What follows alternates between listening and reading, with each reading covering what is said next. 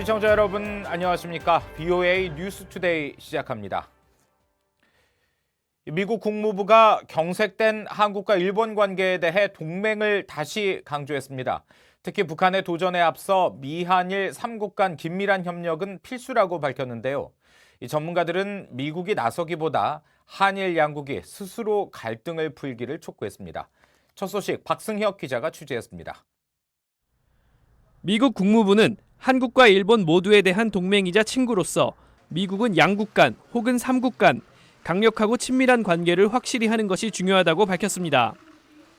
북한이라는 영내 도전 과제는 물론 인도태평양 전역에서 직면하는 공동 과제에 대해 3국의 협력이 중요하다는 것입니다.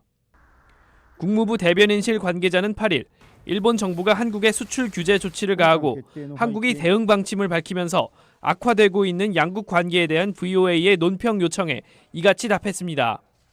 국무부는 그러나 일본 정부가 반도체 등 핵심 소재에 한국 수출 규제 강화 조치를 취하면서 언급한 화학물질의 북한 유입 의혹에 대한 질문에는 답하지 않았습니다.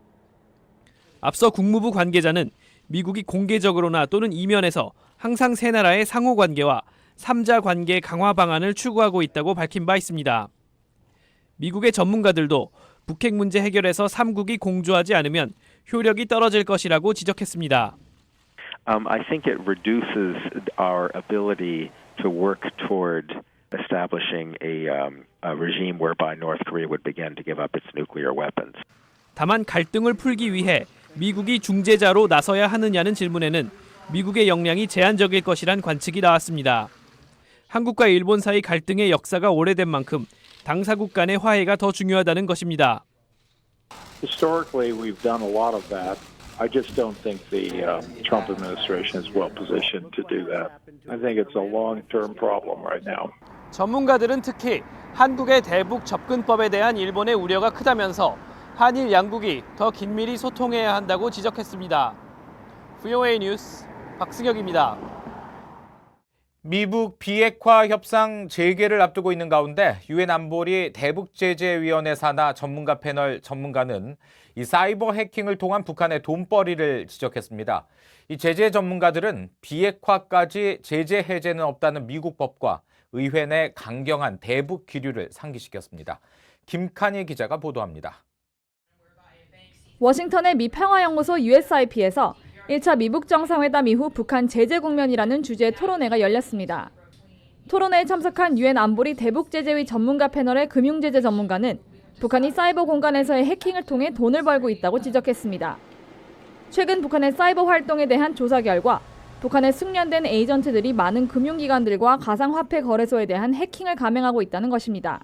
So that includes attacks on financial institutions, attacks on cryptocurrency exchange, laundering of proceeds from attacks through cryptocurrency exchanges. 국제사회의 대북 제재로 돈을 벌 수 있는 방법들이 감소되자 북한은 이를 만회하기 위해 사이버 공간에서 불법 활동을 늘려가고 있다는 겁니다. 제재 전문가인 조슈아 스탠튼 변호사는 제재에 대한 완화 발언이 나오는 것을 경계하면서 대북 제재를 장기전으로 끌고 가야 한다고 지적했습니다. 그러면서 2016년 발효된 대북제재와 정책강화법 401조와 402조를 상기시키며 미국 법은 북한의 검증된 비핵화까지 대북제재 해제를 금지하고 있다고 강조했습니다. Sections 401 and 402 allow for the temporary suspension and the ultimate lifting of sanctions once North Korea accepts transparency and allows for us to verify its disarmament.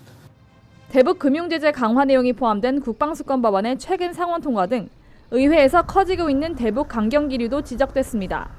There's also a number of members who have staked their claim on this issue and who are very serious about wanting a big for big exchange. And what I mean by that is a whole lot of North Korean concessions that have been proved and verified. 제재 전문가들은 현재 비핵화 협상 국면에서 북한에 허용해 줄 수 있는 제재 완화는 분명한 확인 아래 실시되는 북한 주민들을 위한 인도주의적 지원뿐이라고 강조했습니다. VOA 뉴스 김칸입니다. 미국이 유엔 안보리에서 중국과 러시아와 함께 대북 정제유 추가 공급을 차단하는 방안을 논의 중인 것으로 알려졌습니다. 앞서 미국은 대북 유류 공급이 이미 상한선을 넘었다며 중단을 촉구했지만 중국과 러시아는 이에 제동을 건 바 있습니다. 오택성 기자의 보도입니다. 북한의 선박간 불법 환적 등을 통한 정제유 한도 초과를 문제 삼고 있는 미국이 대북 정제유 추가 공급 차단을 위한 방안 마련을 계속 추진하고 있는 것으로 알려졌습니다. 유엔 안보리 관계자는 6일 러시아의 5월 대북 정제유 공급량 3천여 톤이 유엔의 대북 정제유 한도 초과에 해당되지 않느냐는 VOA의 질문에 미국은 대북 정제유 공급 한도 초과 문제를 놓고 중국, 러시아와 계속 논의를 하고 있다고 밝혔습니다. 북한의 정제유 취득이 한도를 초과한 만큼 대북 정제유 공급을 중단해야 한다는 미국의 요구에 중국과 러시아가 반대 의사를 표하며 보류를 요구하자 미국은 이를 해결하기 위해 중국, 러시아 두 나라와 지속적으로 논의를 벌이고 있다는 설명입니다. 앞서 미국은 지난달 11일 한국과 영국, 일본 등 26개 나라가 서명한 항의 서한을 유엔 안보리에 보내 북한이 연내 수입 한도인 50만 배럴의 7배가 넘는 정제유를 취득했다면서 유엔 회원국들에게 대북 정제유 추가 공급 중지를 촉구했습니다. 특히 70여 차례에 걸친 올해 북한의 선박간 불법 환적 정황 등을 증거로 제시했습니다. 하지만 중국과 러시아는 증거가 부족하다며 반대 입장을 고수하고 있고 미국은 북한의 지속적인 불법 환적을 지적하고 있습니다.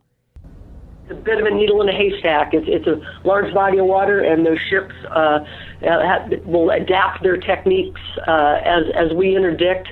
They change their methods and locations. 미 국무부는 북한의 불법 환적 등 제재 위반을 제보할 경우 500만 달러의 포상금을 주겠다며 포스터를 제작해 배포하기도 했습니다. 북한에 대한 정제유 추가 공급 중단을 추진하고 있는 미국과 이를 막으려는 중국, 러시아의 입장이 맞서고 있는 가운데 미북 양국 정상이 합의한 실무 협상 재개에는 어떤 영향을 미칠지 주목됩니다.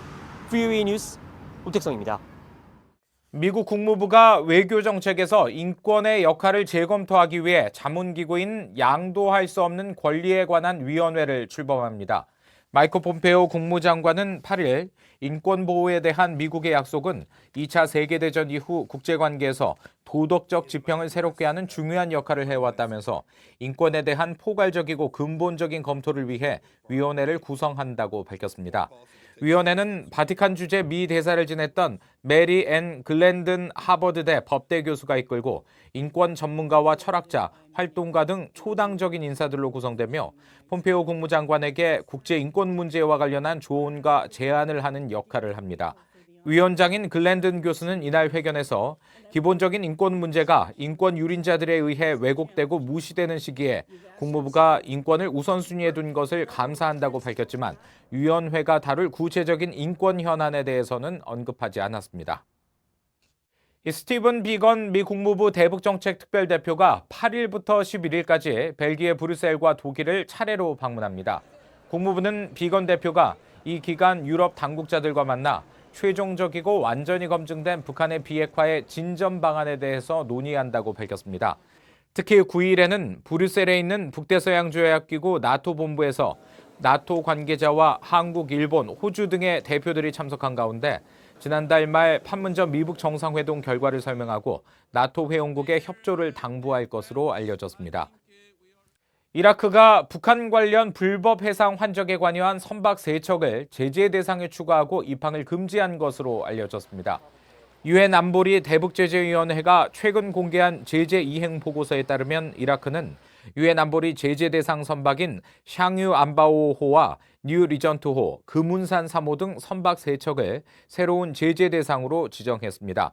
또 이라크 정부는 관보를 통해 이들 선박을 제재 목록에 올리고 자산 동결 조치를 취했다고 설명하며 대북 제재를 완전히 이행할 것이라고 밝혔습니다. 대량 살상 무기 WMD의 불법 확산을 차단하기 위한 확산 방지 구상 아시아 태평양 지역 연례 훈련인 이스턴 엔덴버 19가 9일부터 12일까지 부산에서 개최된다고 8일 한국 외교부가 밝혔습니다.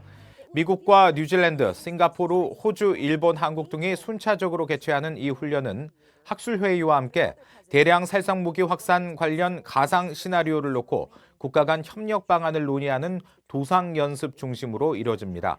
하지만 이번 훈련은 지난해와 달리 공해상에서 대량 살상무기 운반 선박을 발견한 상황을 가정하고 군함을 동원해 막아내는 해상 차단 훈련은 실시하지 않습니다.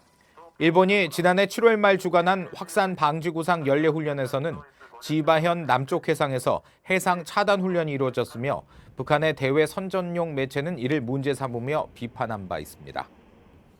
이상으로 VOA 뉴스투데이 마칩니다. 함께해 주신 여러분 고맙습니다.